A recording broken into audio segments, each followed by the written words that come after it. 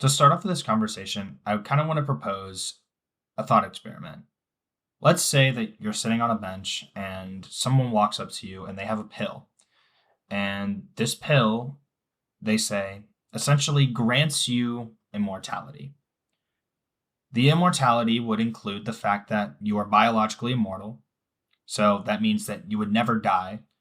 Second, there are no takebacks, meaning whenever you take this pill, there's nothing that you can do or nothing that you can take to reverse this decision.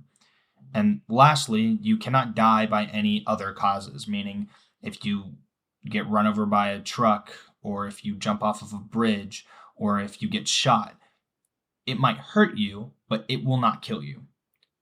So the question remains, would a human being thrive under these conditions? Well, according to some philosophers and arguments that were made, after reading them, I think that while humans can thrive as immortals, it's unlikely to do so. However, I do think it is possible that a human being can thrive if they were immortal. It just depends on what they're willing to pursue. There are two main counter arguments for why someone wouldn't want to be immortal. The first is they would lose their identity. According to the narrative of personal identity proposed by Mitchell Yellen, it essentially is a way of looking at your life like a book. Whenever you're living your life, you are writing pages for your own life story, and when you die, that book concludes. Now, if you were immortal, this book would never end. And so this is where the argument starts. Because if you have a story, then if it never ends, then your story is never determined. It's an indeterminate story. And if it's an indeterminate story, then some might argue that it's not necessarily a story in particular. And if it's not a story in particular, then you as a person would not have a particular identity. Therefore, you have no identity. However, Mitchell Yellen responds by asking a few questions. First, he asks, well, what about gods? Consider that human beings have believed in gods for a very long time. And most gods, if not almost every god that human beings have created, are immortal in some way, shape, or form. But we can still identify their identities, and it's not like Zeus is having midlife crises. So it's pretty easy to infer that even though they're immortal, it doesn't mean that they have no identity. However, the issue with this is that you are also kind of proposing that even if these gods were real, which is not even concrete, that our lives as immortals would be fundamentally the same as theirs, which is a fair critique. However, I feel the more compelling response that Yellen proposes is think of the role of history. Think of the beginning of a book. I'd be surprised if you could find anybody who has had the same life story as a beginning.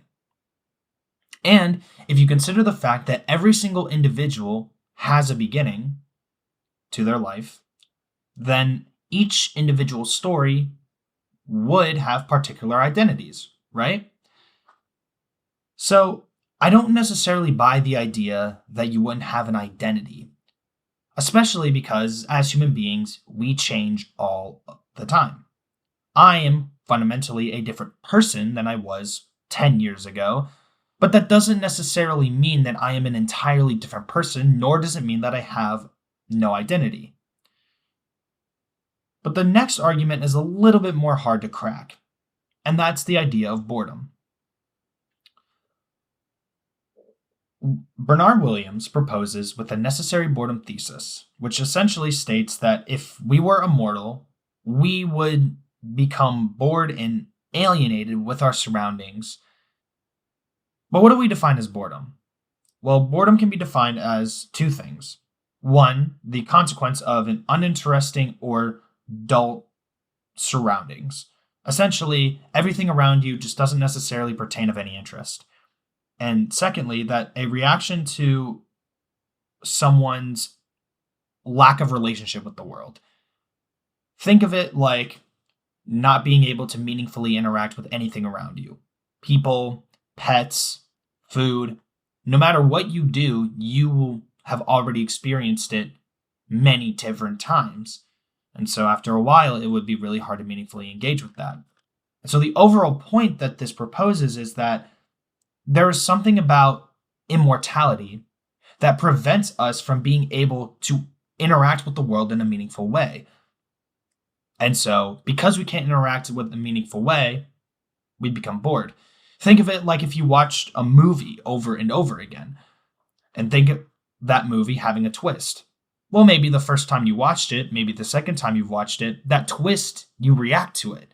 It sparks some kind of interaction with the movie.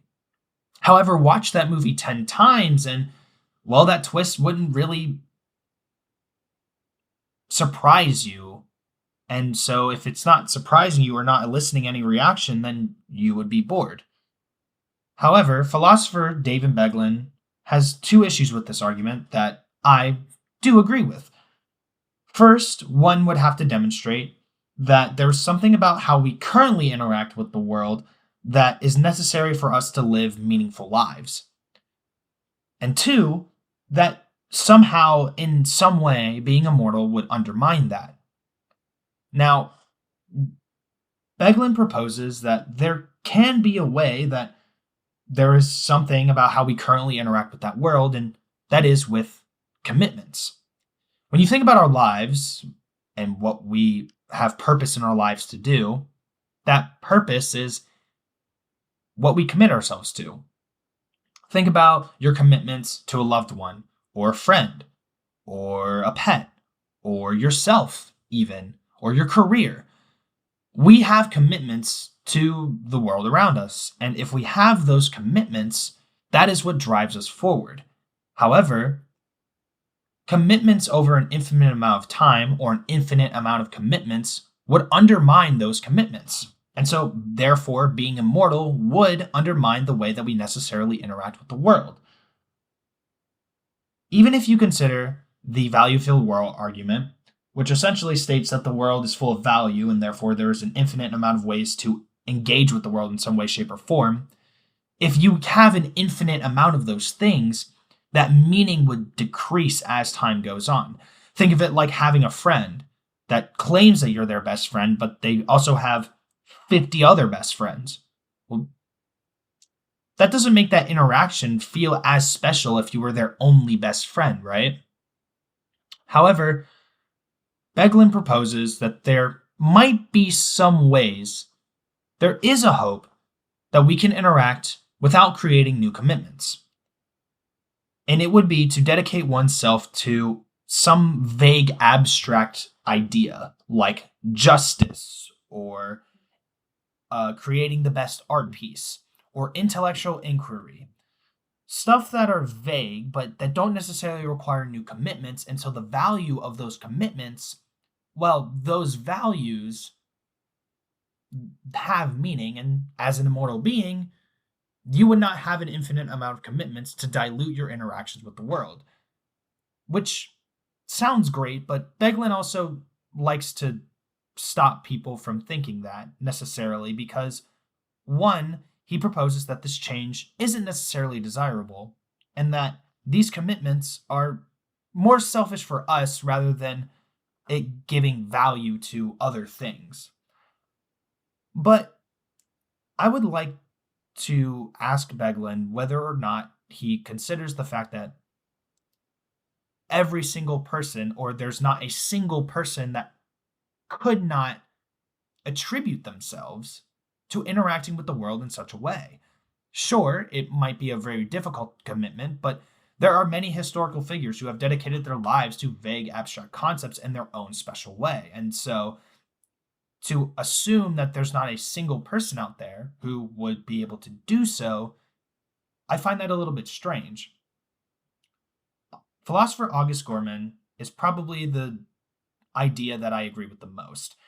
Because while you can be immortal, it also stands to reason that this immortality, well, it would require a huge commitment.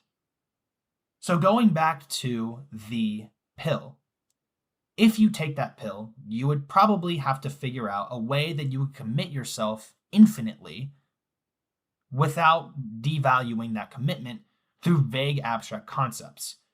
So, if you're willing to live a life full of pursuing intellectual inquiry or pursuing justice or these vague abstract concepts, then you should take the pill.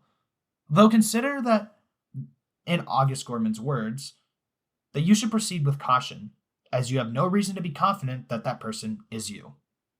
Me personally, I couldn't do such a thing.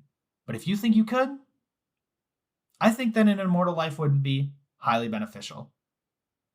So, should you be immortal? Could humans thrive? They could, but it's not likely.